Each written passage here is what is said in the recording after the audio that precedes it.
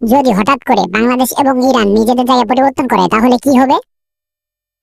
বাংলাদেশের প্রধান লক্ষ্য হবে ফিলিস্তিনকে দখলদারদের কাছ থেকে স্বাধীনতা ফিরিয়ে দেওয়া। তাই নিজেদের শক্তি বৃদ্ধি করতে বাংলাদেশ আজারবাইজান এবং আর্মেনিয়াকে একসাথে আক্রমণ করে দখল করবে। এখন বাংলাদেশ কুয়েতকে দখল করে ইরাকের উপর আক্রমণ করবে। ইরাকের শক্তিশালী সেনাবাহিনী বাংলাদেশকে রুখে দেওয়ার আপ্রাণ চেষ্টা করবে, কিন্তু তারা ব্যর্থ হবে। এই পর্যায়ে বাংলাদেশ, সৌদি আরব, মিশর এবং তুরস্ক সহ মধ্যপ্রাচ্যের সকল মুসলিম দেশকে বাংলাদেশের সঙ্গে যুক্ত হয়ে দখলদারদের বিরুদ্ধে একজোট হওয়ার জন্য আমন্ত্রণ জানাবে। কিন্তু তুরস্ক এবং মিশর বাংলাদেশের আমন্ত্রণে সাড়া দিলেও সৌদি আরব বেঁকে বসবে। তাই বাংলাদেশ এবং মুসলিম জোট মিলে সৌদি আরবকে আক্রমণ করবে। এটা দেখে ইয়েমেন এবং ওমান পিছন থেকে বিশ্বাসঘাতকদের আক্রমণ করবে। বিশ্বাসঘাতকরা আত্মসমর্পণ করতে বাধ্য হবে। এই পর্যায়ে পুরো মুসলিম জোট মিলে দখলদার দেশটিকে আক্রমণ করবে। সাথে সাথে আমেরিকা তার সাঙ্গপাঙ্গ নিয়ে এগিয়ে আসবে। কিন্তু ততক্ষণে মুসলিম জোট অনেক শক্তিশালী হয়ে উঠবে এবং দখলদারদের পরাজিত করে ফিলিস্তিনকে মুক্ত করবে। এমন কাল্পনিক ভিডিও ভালো লাগলে একটি লাইক দিতে ভুলবেন না।